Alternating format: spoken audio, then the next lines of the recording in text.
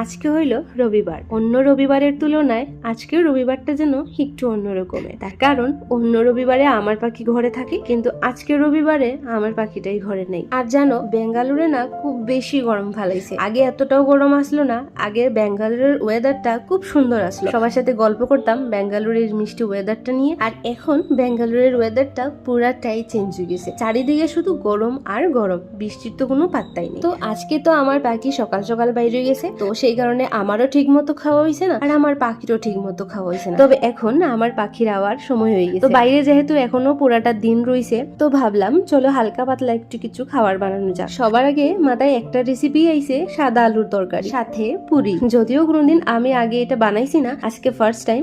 তবে জানো এই রেসিপিটা আমি কই থেকে পাইছি? এই রেসিপিটা পাইছি আমি জিমিনি থেকে। যদিও সাদা আলুর তরকারিতে হলুদ, জিরা, গরম মশলা কিচ্ছুই দেয় না, তবে আমি কিন্তু সবটাই দিছি। তোমরাই কো, চোখে না পছন্দ করলে মুখে কি আর পছন্দ করে? এদিকে আমি অপেক্ষা করতেছি পাখিটা আমার কোন সময় আইবো। পাখি আইলি পুরি ভাজা শুরু করবো। হালকা হালকা ক্ষুদাও লাগছে, আর হঠাৎ আমার পাখি ফোন কইরা কয় নিচে আও। নিচে গিয়া আমি তো পুরাটাই অবাক। এই দেখো আমার পাখি আম আনছে, আর এই সারপ্রাইজটাই আমারে দিতে চাইছিল। জানে আমি আম দেখলে খুশি হইমু। আর এদিকে আমার পাখির দেখো গরমে অবস্থা পুরাটাই খারাপ। আর এই দেখো আম তিনটা, কি সুন্দর বড় বড় আম। আর পাখি আইতে এইদিকে আমার পাখিরে লাগাই দিছি পুরি ভাজার লেগা। এই দেখো আমার পাখি কি সুন্দর করে পুরি ভাজতেছে। যদিও সাদা আলুর তরকারিটা আজকে প্রথম বানাইছি, তারপরেও টেস্ট কিন্তু ফাটাফাটি হয়েছিল।